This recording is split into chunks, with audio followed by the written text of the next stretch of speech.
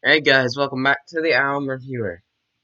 Today we're going to be looking at Pink Floyd's classic album, Dark Side of the Moon, which I actually most recently got on vinyl in the beginning of August. It's already been 2 weeks since I got this.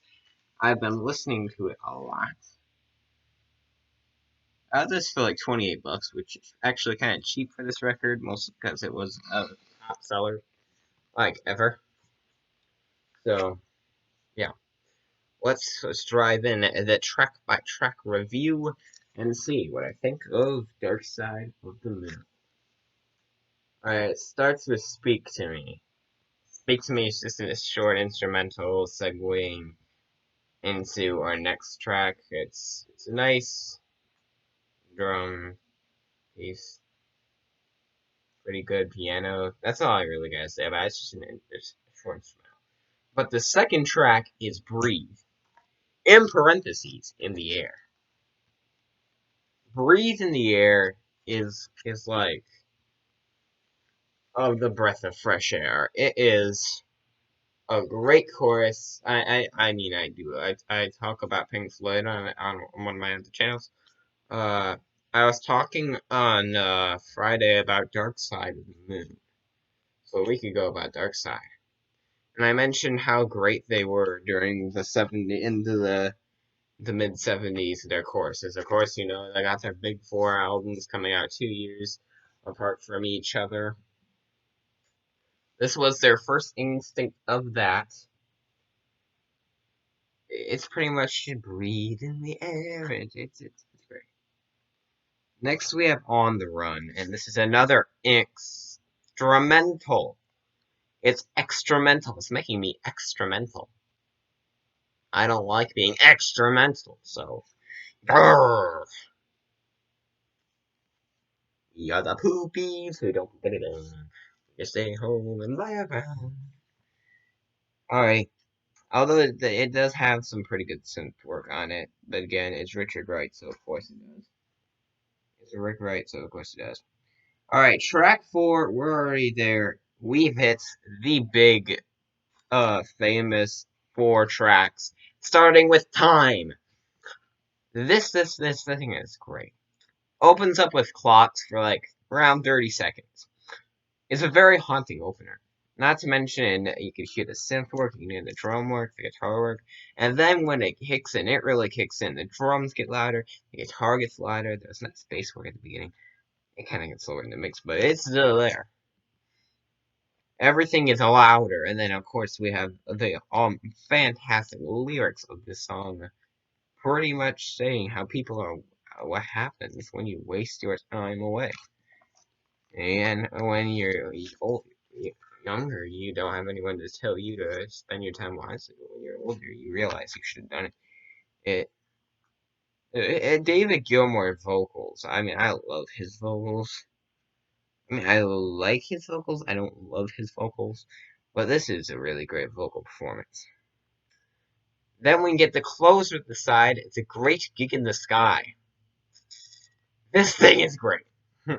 If you thought I would dislike it because there's no lyrics, well, you're wrong. Well, I mean, there is technically lyrics. There's a band talking in the beginning, but they're doing like a little questionnaire thing with the lady. So they pretty much brought this lady into the studio and told her, act like you're dying and scream like you're dying, and then you get this glorious work of art. With especially with the guitar in the background. I mean, like this thing is really loud, and when it gets really loud, it gets really great. I love it.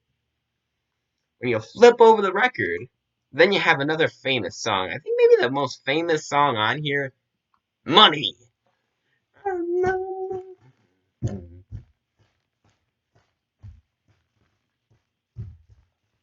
With one of the most chorusiest choruses of all time.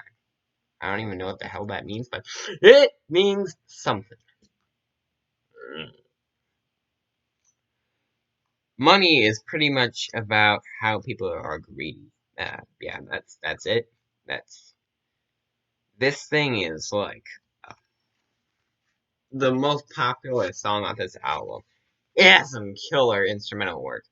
The first part, is the vocal part. The second part of the song is where the instruments kick in, and there's solos from everyone, to a sax player, to David Gilmour. Man, there's a whole bunch of solos, not to mention the great bass line throughout the whole thing. Man, I love Money. I love this whole album. I really never had a big appreciation for this album since I never really dove deep into it, but now that I have, I'm thinking, damn, this is a dang good album. I should actually listen to the critics. The next track is Us and Them. It's another very popular track that many people say is their best. It's around 8 minutes long. When the chorus is fantastic on this song, I'm just saying this might even be better than any like Breathe in the Air. And when I cover, I'm gonna probably do like a top 10 like choruses by Pink Floyd maybe, because there's a lot to choose from. This is one. This might be one of them. This is a nice anti-war song. Of course, it's written by Roger Waters. That means because he writes all the anti-war songs, like When the Tigers Broke Free. Literally, almost everything on the wall is written by him. Uh, yeah, the wall is very anti-war, especially with some of the tracks. Side three's there and Bring the Boys Back Home. I think side two is Goodbye Blue Sky is kind of about it. Definitely influenced a lot in the Thin Ice, in the Flesh with question mark, and another Breaking the Wall Part One. Their first three songs. They never really called back to it on the side four. Maybe there's a callback or two on the not question mark in the Flesh, but they usually don't call back on it.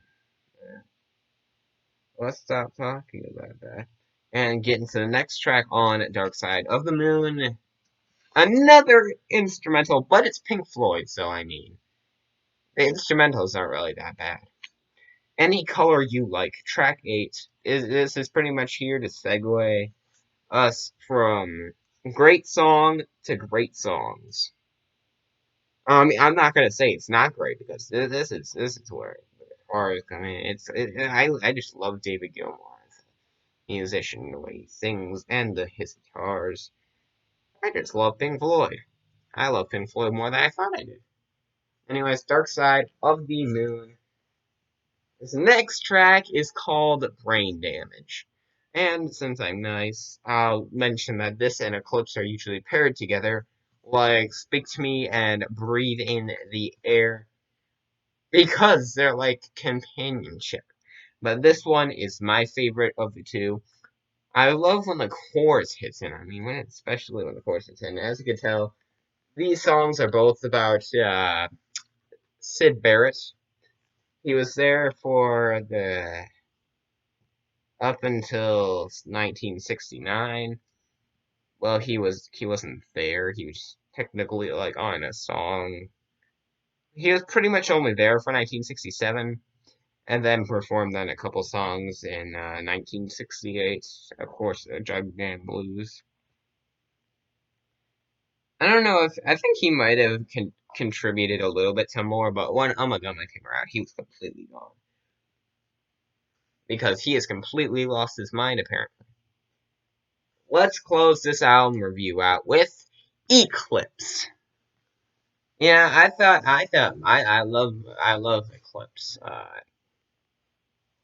Another, it's just another deep song. Brain Damage and Eclipse are deep songs. Pink Floyd writes a lot of that stuff though.